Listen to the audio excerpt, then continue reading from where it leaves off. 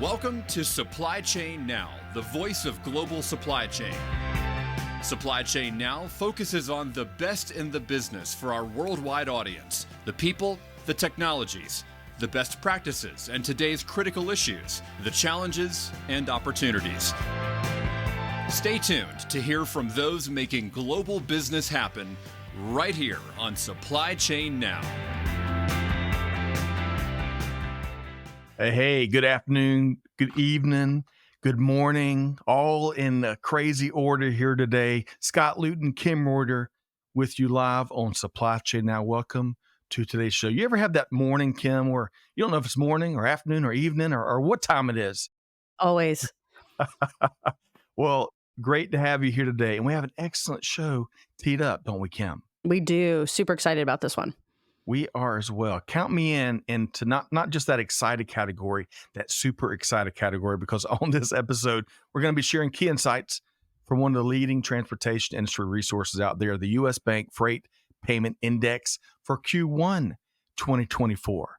So, folks, many of our listeners and viewers out there, you know our approach here. We got two wonderful business leaders. One is going to bring perspective that's focused heavily on what the data is showing out there, right, across the country. And the other perspective is going to be focused heavily in terms of what is actually taking place, boots on ground, finger on the pulse, out there moving mountains across the country from a supply chain and logistics and freight standpoint. So, Kim, one last thing. I want to get your thoughts here because the power of data is very real.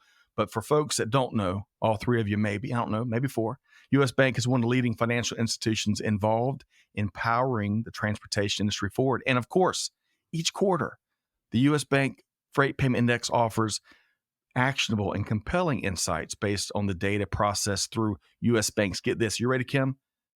$42.8 billion worth of transactions it handled just last year. That's amazing.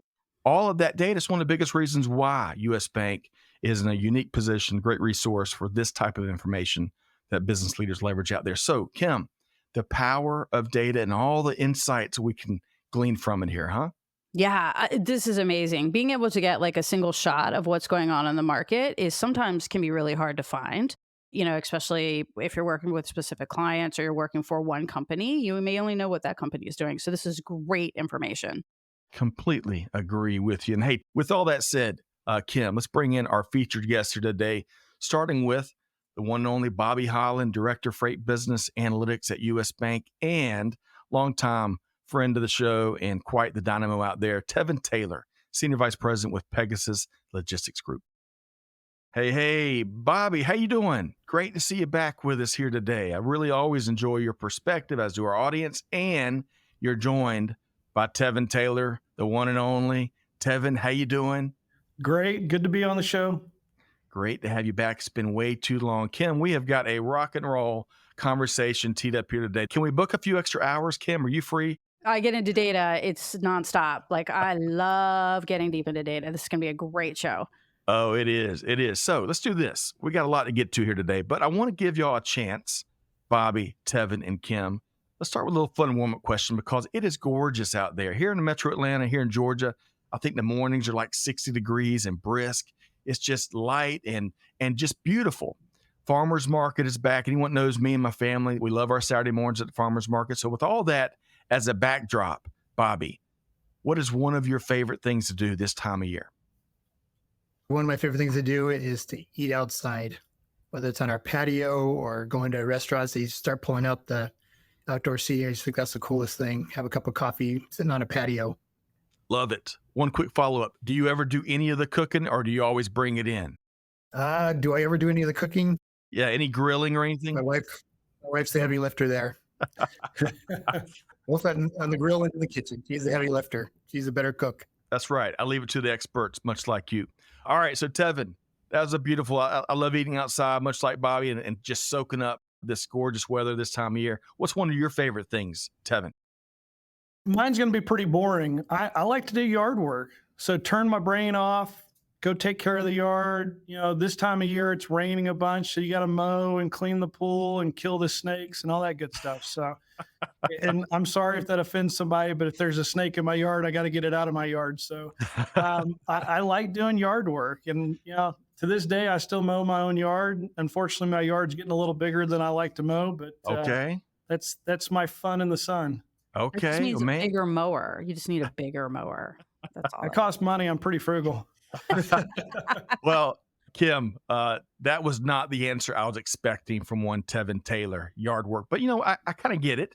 You're able to kind of turn off the email, turn off the text, shut things down, and just kind of have some space while you get some exercise. Kim, what's one of your favorite things to do this time of year? It is beaching season here for me, which is just going and hanging out on the beach, which is my favorite thing to do. And we do yard work all weekend long, just like Tevon. And then the reward on Sunday is to hop in the boat and run about 20 miles down the Potomac and hang out on the beach, which I could do for days without problem.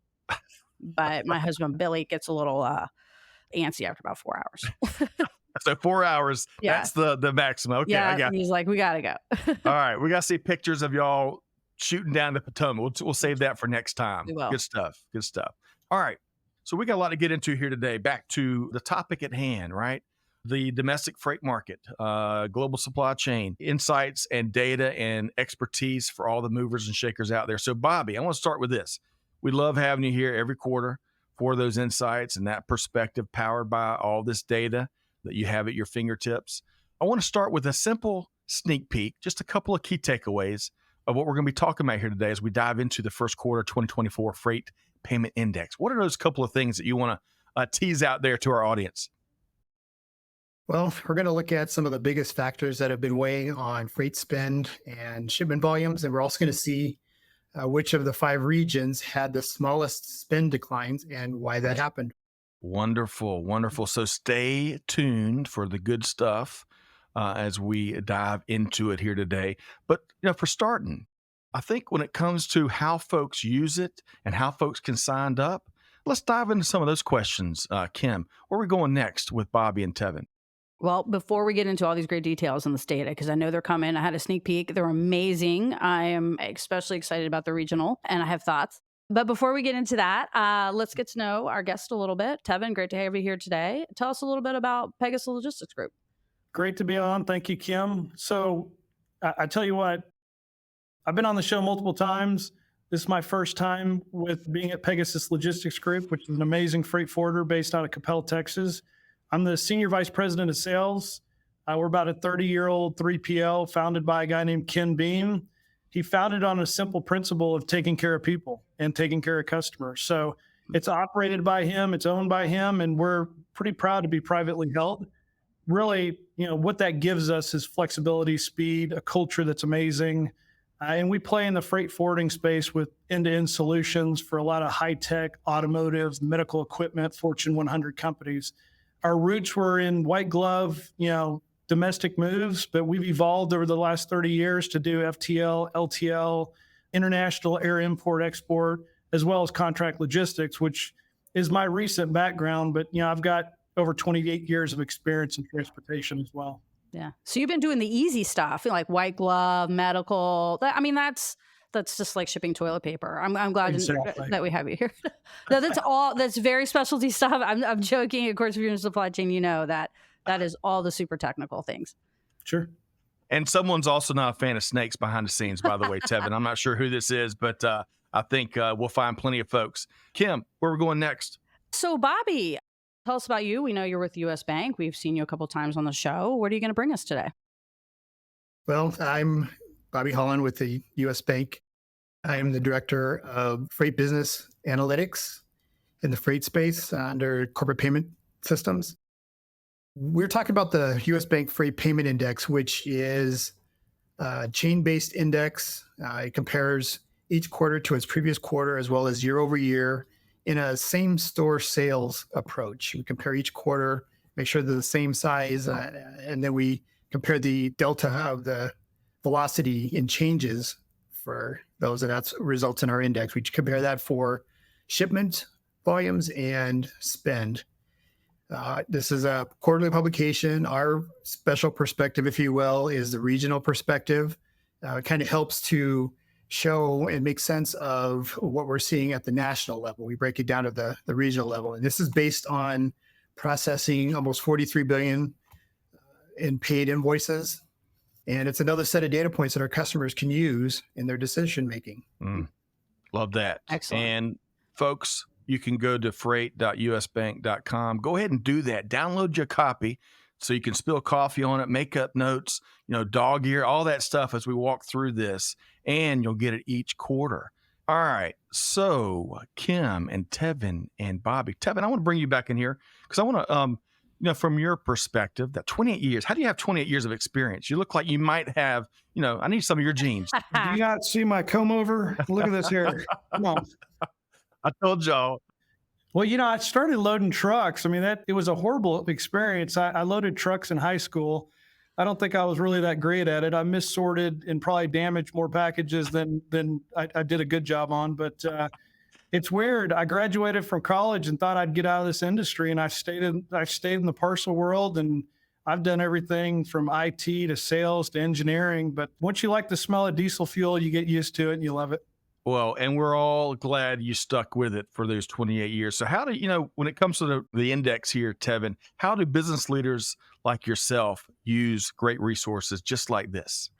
These indices really give you the market intelligence that helps you optimize your freight management, controlling your cost, and really overall making informed decisions.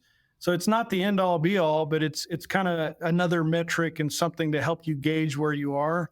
It is looking in the rearview mirror a bit, but there's huge benefits, especially the one we're going to speak about today. 42 point, was it $8 or $9 billion that we're looking at? Man, 42.8 billion dollars. So that kind of helps you see, you benchmark yourself and see how you're performing relative to the market. So it's a crucial key piece of how you analyze and plan the future. That's right. And Kim, you've already referenced the power of data and all that you can glean from it, but you're not a newcomer to the Freight Payment Index from our friends at US Bank. Mm-mm. You've seen it, you studied it, and there's plenty of value to be derived from it, right? Yeah, it's looking at things across, like I've mentioned before, being able to look across markets, across industries is huge. That can be really complicated information to get, especially to have it as accessible as US Banking is making it. And how I use this data and how I see other people use it in the market is really trying to do some predictive analysis, like what is happening, how do we need to plan for the next couple of quarters, and doing that year over year benchmarking, especially coming off of the pandemic, where who knows what was going on, like everything was really crazy. Companies are really trying to stabilize and get some consistency, and this helps. Yes, absolutely. And Kim, I can't just wait. I feel like you're going to be bringing a special guest that's going to come in and sit at that chair just over your left shoulder. So we'll stay tuned. Who knows who our esteemed special surprise guest will be. That sits there. She's here. All right. So Bobby, we're going to get into the good stuff here. We got 7 key takeaways. You're the star of the show.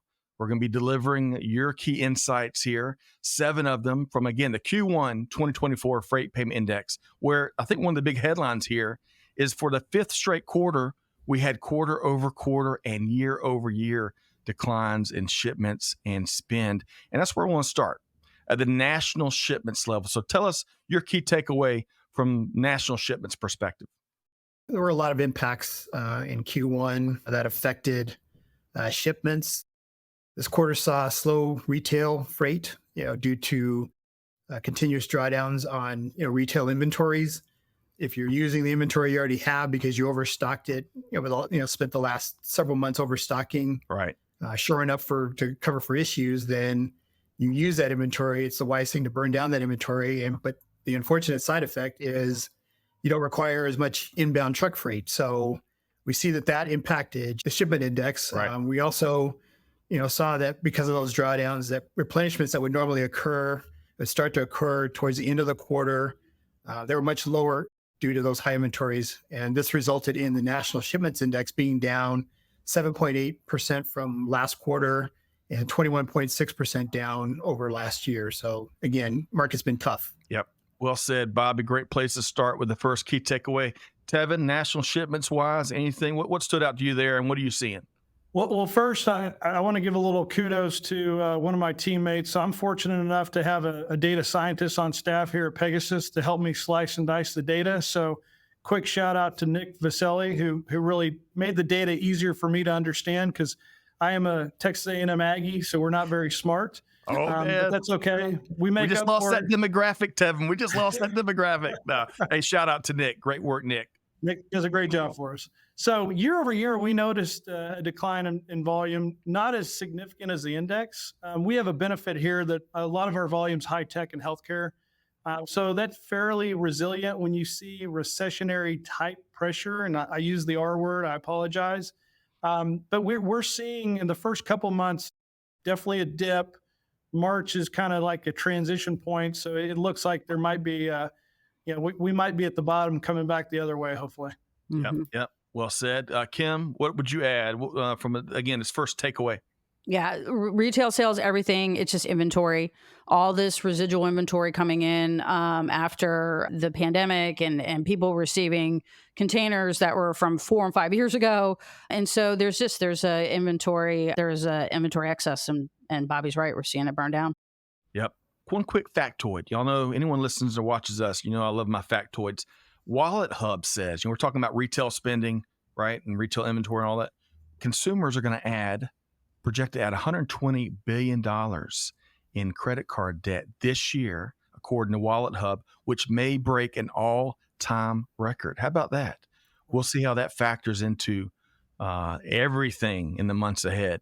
All right, so Bobby, that was national shipments. Key takeaway number 1. Key takeaway number 2, we're going to be talking about the national spend. Tell us more. Okay, well, in national spend, we have seen that rates appear to have had strong downward pressure this quarter. This could be attributed to capacity struggles with smaller carriers leaving the market, as well as lower contract rates. However, there was a spike, or appeared to be a spike, in the second half of the quarter in the spot market. This, to us, indicates the difficulties with managing capacity that carriers have as they attempt to right-size their fleets, whether that being adding a little bit of capacity or getting rid of excess capacity to remain profitable. But they're also adapting to various impacts to the market from recent events. We know that in Q1, we saw issues in the Middle East that are affecting and causing carriers to reroute shipments. And then anytime you slow down imports, you're going to impact truck freight. Right. We also saw the bridge destruction in Baltimore, and that changes, obviously, the dynamics of some of the ports, which, again, is going to affect shipments as well. So the National Spend Index was down almost 17% from Q4 2023, and it was down 27.9% year over year. Okay, man. Bobby, that second key takeaway was compelling. Tevin, your thoughts? National spend?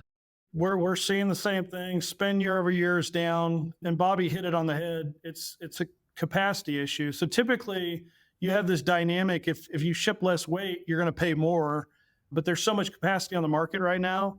Less weight is actually charging less as well. So we're seeing that. I will say the business from a spend standpoint, it's kind of stabilized. Once that extra capacity flushes out of the networks, you'll see it kind of, the spend should come up as well as what you're seeing on the shipment side. So hopefully towards the second half of this year, we'll see spend that increases per pound.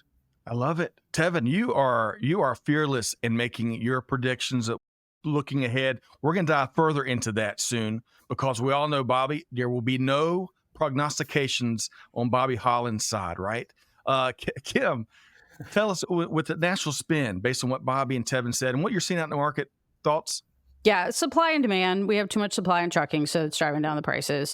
And it is leveling out. I am not as hopeful as Devin is that we're going to see rates go up in the back half. I think we can hope for them to stabilize, but I think we're going to continue to see a weak market into the end of the year.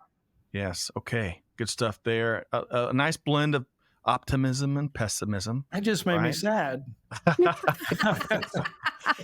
All right. Well, now, folks, thank you, Kim, Tevin, and Bobby. Now, folks, one of my favorite parts of this quarterly conversation here at Supply Chain Now is we go region by region, right? Because there's, of course, national trends, and then we get deeper into some of the unique trends that are impacting each of these 5 regions. And we're going to start out west, where I think, Bobby, for the third time since a pandemic in 2020, the region posts declines both in quarterly and yearly shipments and spend. Your thoughts, Bobby? Well, again, this region has suffered from overcapacity due to reduced imports and continued movement of shipment to other ports. Of course, this has also been exacerbated by, again, the ocean issues and having to reroute. And so perhaps freight that would normally go to the West is being shipped elsewhere because of the traffic. Right. We also have lower fuel prices in the West, which have also reduced spend. The Department of Energy says that diesel prices were down 10% from last year, or 10% from last quarter, sorry, and 7.2% from last year. So when you tie all this together, we see that the shipments index was down 10.6% from last quarter and 23% from last year. And in spend, it was down 19.9% from last quarter and over 30% from last year. So again, West Coast is getting hammered by a variety of influences. Man, I'm glad you mentioned the fuel. I went and filled up my car the other day, and goodness gracious, I had to fill out a 40-page financing contract, Tevon.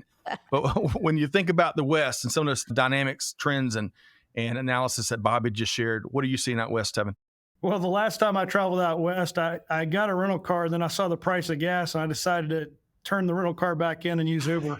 It was $6 Or a Chevrolet, gallon. maybe. Yeah, it's crazy. So shipment count and spend for the region year to year has been decreasing, right? So it's similar to the national side. It's again, ours is less than the index is showing, but similar trend. But believe it or not, in the West, shipments actually did increase in Q1 of 2024. Spend is down with the extra capacity. So the pricing's down, shipments are up. We didn't take it in the chin so bad in the West Coast. So I guess everybody's turning their Ubers in or turning their rental cars in. Maybe so. There was a time where you couldn't find one, right? Remember those days? Not too long ago.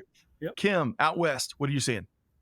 I'm not surprised. The West is kind of, as we see here, has been declining for a few years now. I think there's a variety of reasons. LA, Long Beach, they become really hard to work with. They have lots of regulations. So some truckers can't even pull in and out of there. And so we're seeing a shift, which we will get to. I don't want to take anybody's thunder, but we are seeing a shift. And then the other thing I think that's happening in the market is we're seeing smaller ports are stepping up. Savannah is a great example. Baltimore was trying and they got a little hiccup. But I've been in this industry for slightly longer than Tevon, maybe. And, when I started, you had 4 or 5 big ports, and that's where you worked out of. But we're seeing an increase in smaller ports that can offer really great services. Yes. Options. Good stuff there, Kim. All right. So, Bobby, we've covered national shipments, national spend, the West, which is always an interesting one. Let's talk about the Southwest. Key takeaway there, Bobby. Well, this region was the only region that posted higher shipment volumes compared to Q4 2023. The Southwest Shipment Index was up 8.9% over last quarter. Now, we got to keep this measured. While it's an improvement, it represents a recovery of less than half of the 18% drop in Q4 2023. Now, there are a variety of reasons for this weakness. Some include soft factory output, which contributed to this region, weakness in this region, according to the Federal Reserve, but it was also softer retail sales. But the thing that shorted up, though, was strong truck freight from Mexico. Inbound trucks are up 4.2% in January and February over last year. So again, this is, we can see as you measure the national impacts, you can see how they impact the regions differently. Yes. Well said, Bobby. Tevon, the Southwest, what you seeing? I love the Southwest. So year over year growth in the region since 2022. So shipments, we're getting across the border. We do a lot of business through El Paso. So the large portion of our business transits across through El Paso and then northbound. As you know, Mexico surpassed China and Canada as the top U.S. trading partner. So that's only going to further increase in the future with volume.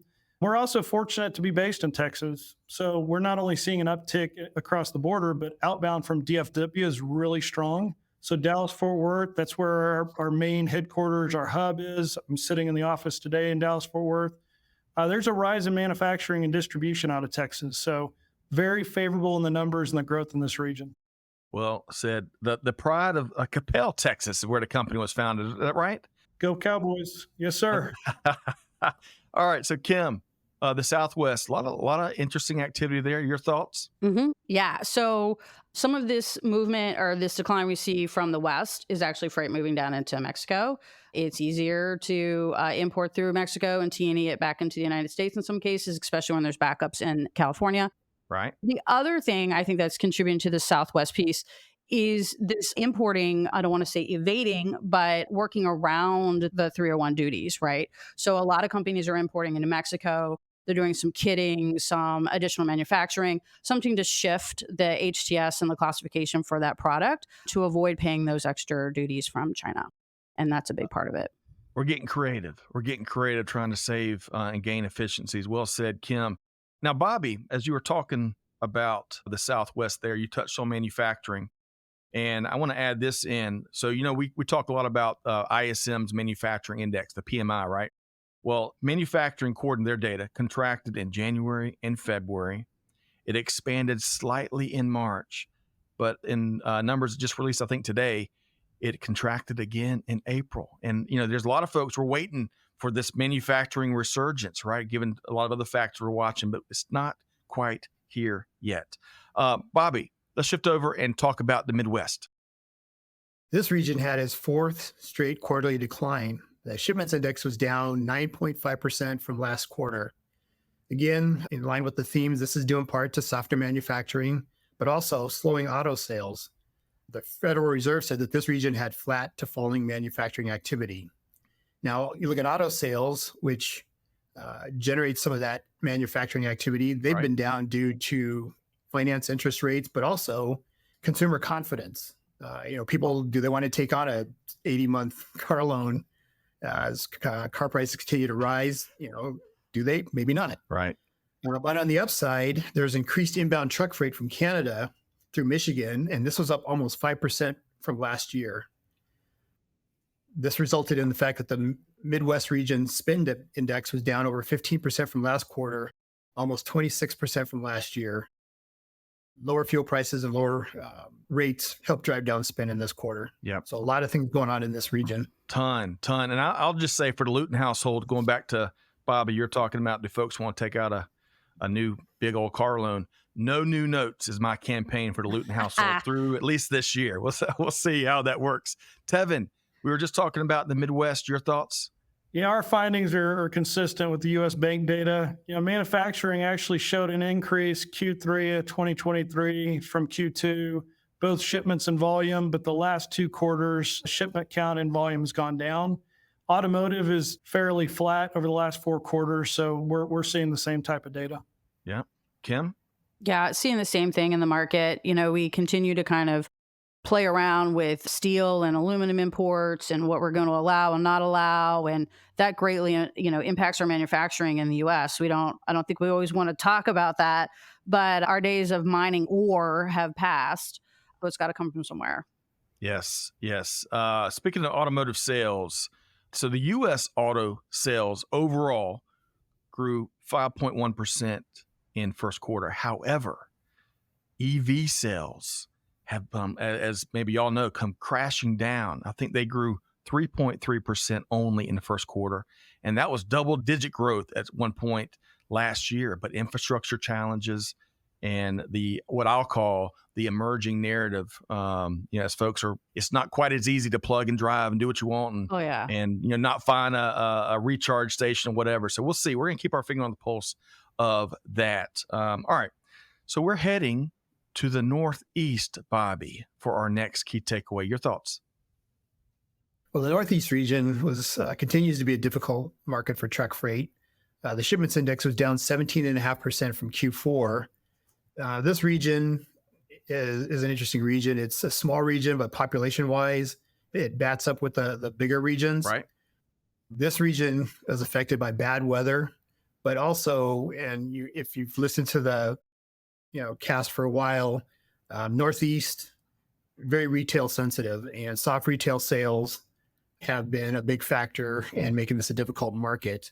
Again, one of the other potential impacts might be from falling population that has been occurring since COVID in the Northeast region. So again, very difficult region. Like I said, shipments were down 17.5% and spend was down 23.8%. So again, very difficult up here. Yes, it is. Tevon, the Northeast, what you seeing? So yeah, this region experienced decline in both shipments and spend, but the declines fall outside of what the index had. So we weren't double digit as heavy. So we agree with the findings, just not as significant. I think it's important to say here that, a lot of people are asking about container traffic coming into the Port of Baltimore, if that had any impact on business and the findings. It's, that horrible accident with the Key Bridge, but right now that container traffic's just rerouting to New Jersey, New York, and Virginia. So that was insignificant in the numbers. I had somebody ask me in the office that, and I said, we're not seeing that same level. You have so many ports not too far from there, so they're just being rerouted. And I think they're going to open the Port of Baltimore at the end of this month. Mm-hmm. That's right. Port diversification certainly been growing and growing and growing, back to Kim's earlier point. Mm-hmm. And by the way, can we just give Kim and Bobby and Tevon, we give Nick another shout out. Nick has got you ready to go. You're rocking and rolling. Tevon here today. That data scientist knows what he's doing. I need a Nick. Yeah, you need to have Nick on the show because he's smarter than I am for sure. All right. So we're Northeast. Ken, Northeast. What you seeing? I agree with what everyone else had to say about it. It's a very fickle market. No, I don't think Baltimore had a huge impact in this. It only happened 3-4 weeks ago, so the impact was relatively recent. And Baltimore is not as big of a player as they may have been one time in the industry, predominantly a ro-ro and auto port. So I wouldn't attribute that to the decrease. But to Bobby's point, the Northeast has always been very fickle.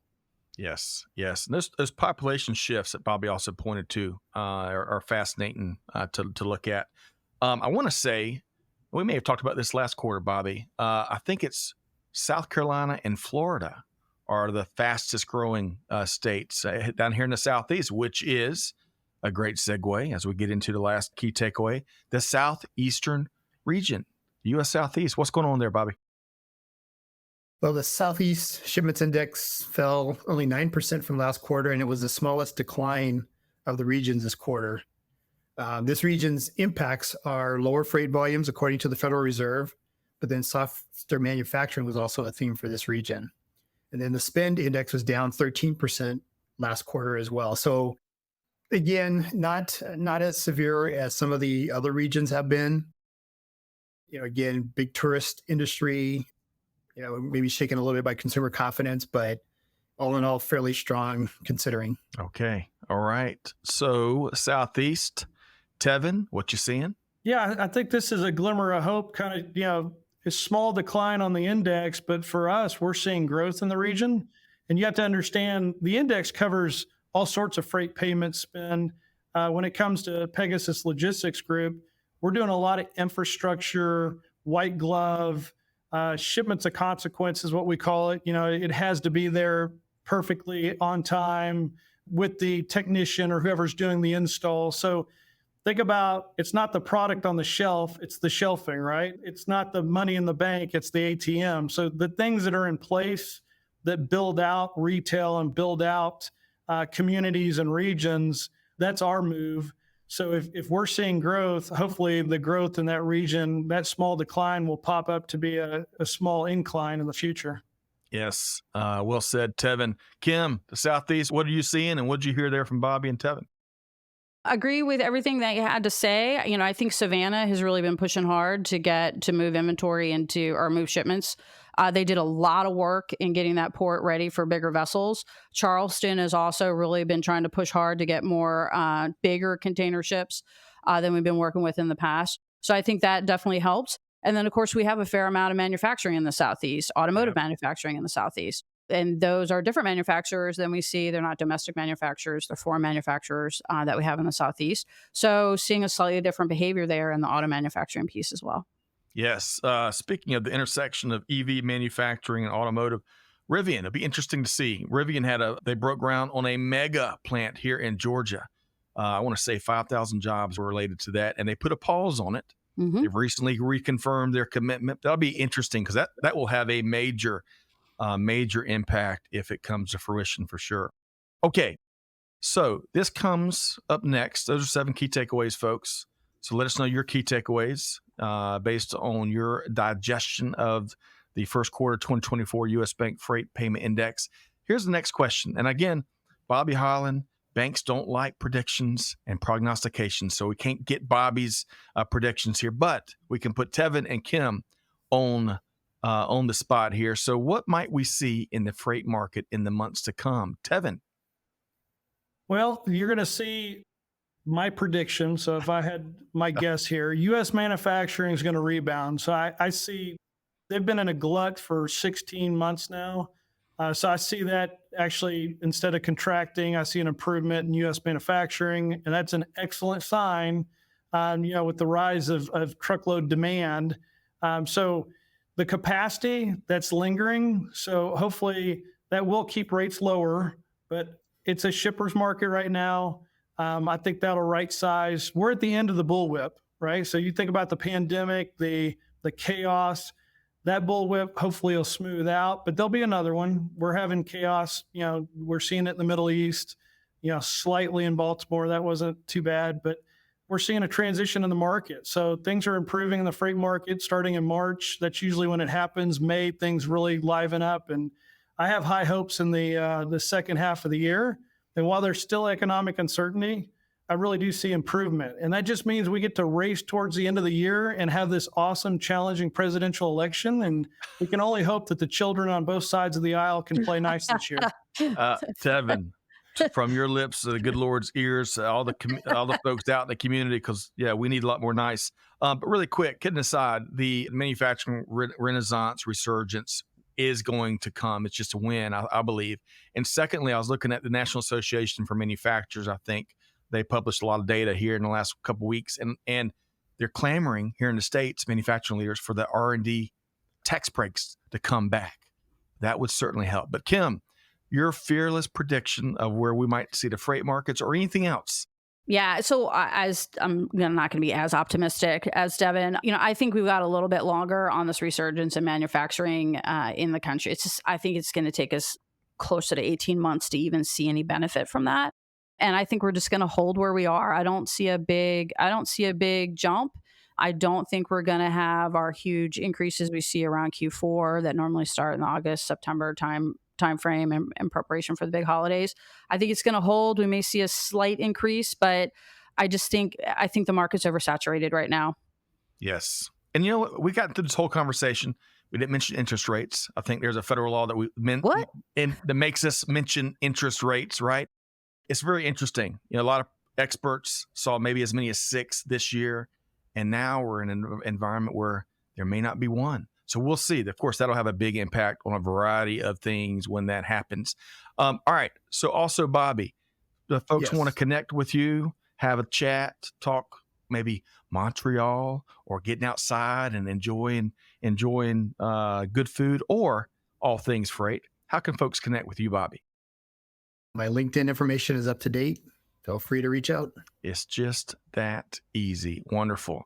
All right. So Tevon, really have enjoyed you and Bobby and Kim's perspective here today. How can folks track you down? I think you're going to be making a visit to the Atlanta area, I hope soon, so we can catch up. But how can folks connect with you and all the cool things that Pegasus Logistics Group is up to? Yeah, LinkedIn is a good way to get a hold of me, but also Taylor at PegasusLogistics.com. So send them an email. Let me know how I can help. Oh, man, he went there. Man, I can't wait to see some of the most creative emails that you're going to be getting very, very soon, Tevon. And hey, no, I was about to share a story that my brother did to me a while back, subscribing me to all kind of stuff as he got my email address, but I'll save that for later. Kim, you get a different question. Of course, we want to know how folks can connect with you, but Bobby and Tevon have shared a lot of great stuff here today. Mm-hmm. If you had to think of one key takeaway from this conversation here today that folks got to keep front and center, what would that be, Kim? One, you need to be downloading this information. Like if you're in the supply chain information or a supply chain industry, I don't care what level you are, this is excellent information for you to have at the tip of your fingers. Go get it. The second thing, my takeaway from this is I think the Southwest is someplace we need to keep an eye on. There's a lot of activity on the border, a lot of activity with Mexico, just creative importing to get better pricing for the consumer. And so I think there's a lot happening down there and people are not paying attention. That's right. And if all of that isn't enough and compelling enough, old Tevon Taylor's down there in the Southwest, and you better keep an eye. You better watch that guy. Tevon. Yeah, watch that guy. And the Cowboys are winning the Super Bowl this year. Wow. That's a bold prediction. Bold prediction. You go. Good stuff. Well, hey, man, great show here today. Really have enjoyed our conversation, been very efficient as well. I want to say a big thanks to the one and only Bobby Holland, Director of Freight Business Analytics at U.S. Bank. Bobby, thanks so much for being here. Thank you. You bet. And we'll see you next quarter. And Tevon Taylor, Senior Vice President with Pegasus Logistics Group. They are on the move. Tevon, great to have you here today. Good to be on. Absolutely. Kim, always a pleasure. And enjoyed a couple of recent live stream conversations and all that you bring to the table. Great stuff here today. Kim, enjoy this show. Thank you. You bet. All right, folks. But now the onus is on you, right? Take some insights, some expertise that Bobby, Tevon, Kim shared here today. Take the U.S. Bank Freight Payment Index, sign up to that. Just take action. Do something. Deeds, not words. Your teams are ready to find a better, more successful way of doing business this year, and the markets are demanding it. So with all that said, on behalf of the entire team here at Supply Chain Now, Scott Luton challenging you to do good, to give forward, and to be the change. We'll see you next time, right back here, Supply Chain Now. Thanks, everybody. Thanks for being a part of our Supply Chain Now community. Check out all of our programming at supplychainnow.com and make sure you subscribe to Supply Chain Now anywhere you listen to podcasts. And follow us on Facebook, LinkedIn, Twitter, and Instagram. See you next time on Supply Chain Now.